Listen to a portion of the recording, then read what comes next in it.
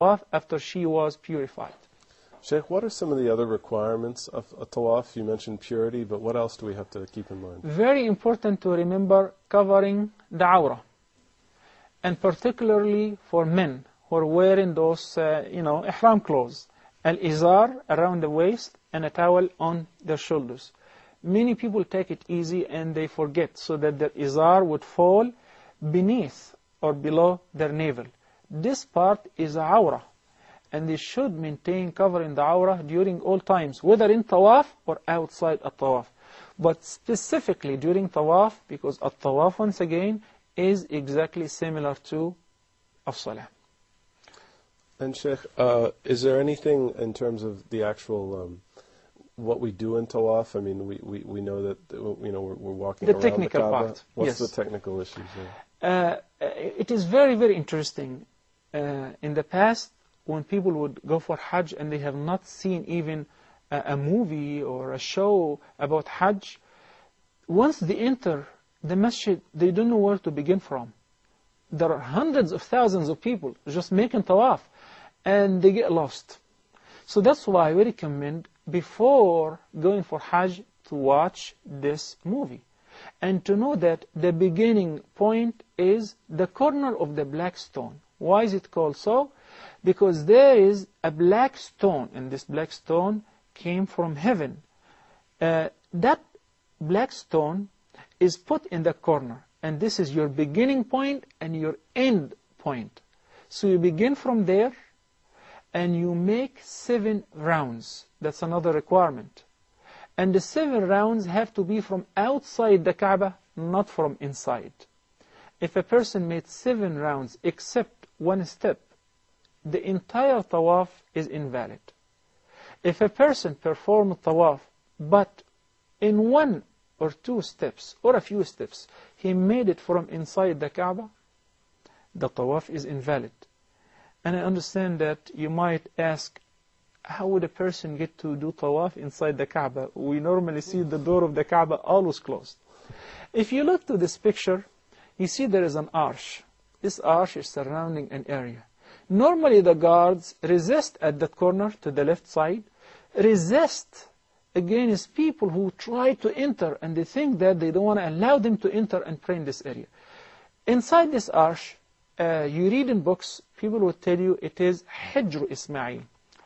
This nomenclature is wrong. It's just called Al-Hijr or Al-Hatim. Al-Hijr is a part of Al-Kaaba. How do we know that? The Prophet ﷺ informed us that when the Meccans came to reconstruct the Kaaba, they didn't have enough financial means, which they made certain that any money would be put in the construction of the Kaaba has to be from lawful sources. So they did not take any money but the halal. So when they didn't have enough to build the entire Kaaba, they were short, and they just built it up to there, and the rest was surrounded with that arch. So inside that arch is considered as a part of the Kaaba. Maybe there's a reason for it. The Prophet ﷺ said that to Aisha, may Allah be pleased with her, that had it not been the case that your people are still very close to the time of ignorance, I would have demolished the Kaaba and reconstructed it on the old foundations of Ibrahim and Ismail, peace be upon them. But he didn't do it for the sake of the integrity of the entire community, and they were just new to Islam. Sheikh, before we go on, we're going to take a quick break. We'll get back to this issue of talking about the requirements of a tawaf. Please stay with us. Assalamu alaikum.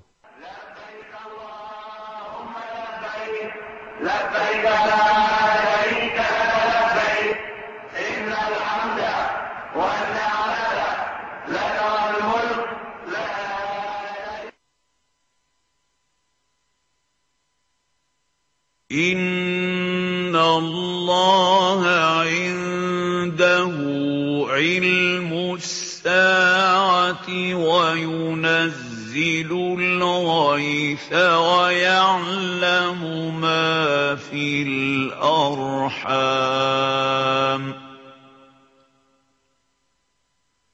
وما تدري نفس نفس ماذا تكسب غدا وما تدري نفس بأي أرض تموت إن الله عليم خبير.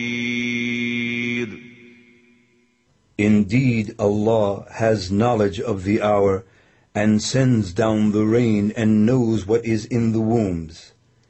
And no soul perceives what it will earn tomorrow, and no soul perceives in what land it will die. Indeed, Allah is all-knowing and well acquainted.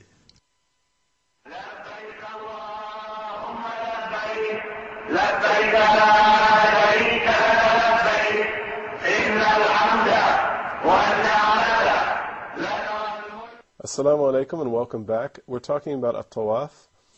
I wanted to ask, when you deal with the issue of starting the tawaf at the corner of the black stone, obviously when there's so many people there, you might enter the other side of the masjid, you have to join the flow of the tawaf. Is that permissible to do, and do you just wait till you reach that point to make your intention, and the same applies for exiting the tawaf? Well, it varies from a time to another time. If a person is going to perform Umrah during summer where very few people are around, it's different. He or she might have an easy access to reach to the corner of the black stone right away and take a shortcut and begin from there. But in the condition of Hajj, the only choice is to go with the centrifugal force.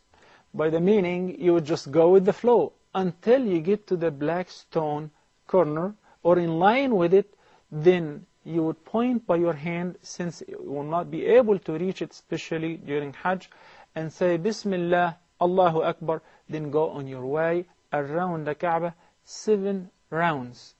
And your end up point will be once again the black stone corner, not a step before it. Then afterward, you prepare yourself not to go against the flow, rather to move with them until you move slowly and gradually outside until you exit. Sheikh, we have an illustration of the Kaaba. I know you mentioned the part called Al-Hijr, but it's known also as Hijr Ismail. Could you explain where it got this name and what the mistake is here? There is actually false information, and I'm confirming that this is not true. Some people think that Prophet Ismail was buried there, and this is not true. This Hajj is sacred and considered as a very valuable part, because for ordinary people, they may pray inside the Kaaba. This is actually a part of the Kaaba, and that's why I once again emphasize, you should never try in the middle of your tawaf to enter. If they open the door, for instance, for any moment, you should not enter until you completely finish 7 rounds around the Kaaba.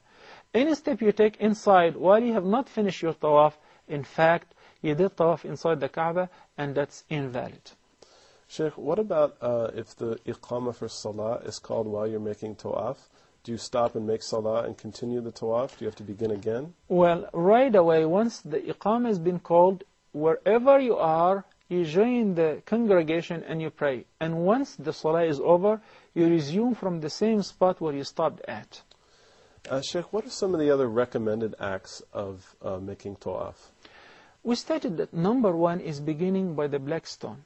It is highly recommended not only to point, rather, but to touch, to kiss the black stone by your lips without making noise. And even to put your forehead and nose on it like you're in a state of sujood. The black stone is such a very precious stone. It came from paradise. As in a hadith that Abdullah ibn Abbas, may Allah be pleased with him, narrated that there is nothing on earth which is from heaven but this stone, this black stone. In another hadith, the Prophet ﷺ said that by Allah, on the Day of Judgment, this black stone would come with 2 eyes and a tongue to bear witness and to testify for the favor of those who received it by touching it or kissing the black stone. We have to verify some facts here. This black stone, as the Prophet ﷺ indicated in another hadith, came down from heaven, and it was whiter than the milk. But due to the sins of son of Adam and children of Adam, it turned darker